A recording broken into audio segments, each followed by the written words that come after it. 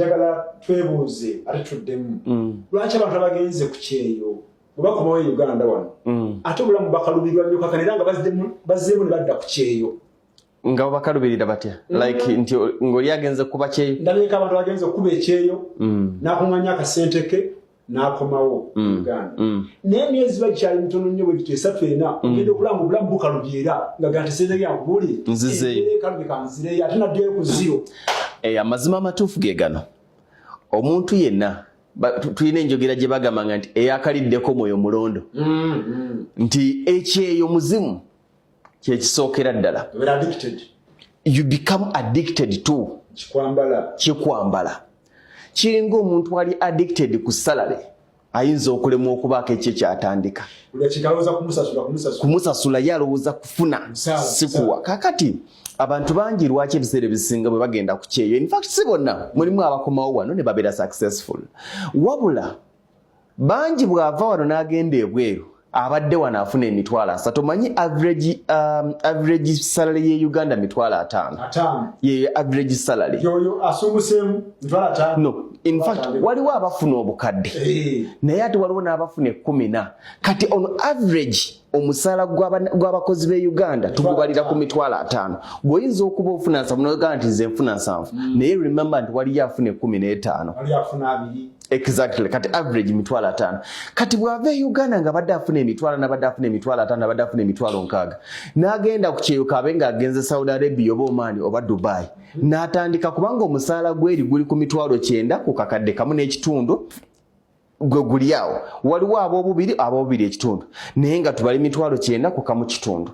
Ekisookera ddala nti omusaala gw'abadde afuna gweyongeddeko avodde ku mitwalo 4 azze ku mitwalo 9 oba kakadde tubalire kakadde azze kakadde n'agatta byagasse naga nti kati nfunyeewo nguza akapoloti kange. Waliwo n'ababuuza ekibuuzo nti akapoloti nakagula okuzimba mu kapoloti kange obusente bwe nnyina n'okusooka okutandikawo ka bizinensi nkoleki wano nkigamba. Bw'obanga okyali n'amaanyi ng'akyaliyo bw'obanga okyali n'amaanyi nga toyina bulwadde bukusumbuwa era nga n'omulimu gw'okolera e Bulaaya gukyaliwo oba ebweru gukyaliyo ku kyeyo oba ku bwakadamu oba wa zimba akayumba ng'okyali kubanga ogwo gw'olina mulimu. Bizinensi mmeka eziri e Uganda omuntu n'akola bizinensi okumala emyaka 10 naye nga bizinensi gy'akoze for 10 years tesobola muwa ssente zizimba nnyumba okitegeera. Kati gwe zizimbuze ogenda zissawo. Kati abasinga bajja era ne bagezaako bizinensi ne bazitandika naye tukimanyi bulungi nti bizinensi ye Uganda okusetolinga kikwetaagisa wakati w'emyezi 6 ku myaka 2 oba okugaanira ddala kubanga buli lwoba ng'otandika bizinensi you are taking a risk.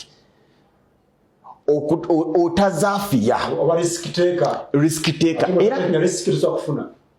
Kakati bizinensi yonna gy'otandise omwezi ne guggwako tolaba wabula eri mu kkubala ekunywa ogwokubiri ne guggwako ogwokusatu ne guggwako ogwokuna ne guggwako ogwokutaano ne guggwako ogw'omukaaga ne guggwako ogw'omukaaga agenda okuggwako nga renti gwe wasasula bakusaba renti mulala. Eno bizinensi teyingiza kyokka ate toyina mulimu mulala wojja ssente ekyokulya okijjaawo school fees omujjomu njaba buguli omulugoye. Kati yajja n'obukadde 10 ogenda okulaba nga busigadde obukadde bumeka?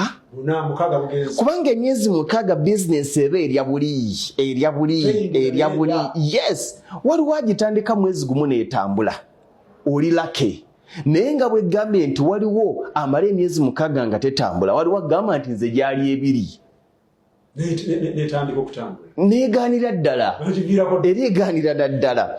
Kaakati ebiseera ebisinga mu mwezi ogwokusatu abaana baagala school fees renti oluusi abanja. Kati wano wakigattira n'agamba nti wano ndi mu kufulumya bufulumya singa kati ebweru leero 29 singa bampa akakadde kange. N'omukazi wamugambira nti wali ebweru nga tuli bulungi tuli akawuuta katuli mu kubonaabona yakulabanga kubonaabona kubanga bizinensi ze Uganda ng'ogitandika wandibadde olina backup. Yensonga lwaki ngamba nnyo abantu nti neobanga okozesebwa to resign nga genda mu bizinensi yo gye wakatandika ogumira ano bakozesa business n'ogitandika ng'ojja mu kitono. Ojja mu kitono. Okusinga okwesigama ku bibyo. Nabenda byetaaga omulala business yokka. Nti nafunye obukadde bwange 10 kati ndekulidde ngenze kutandika business ani yagaye nti egenda kutambula. Amangu ago.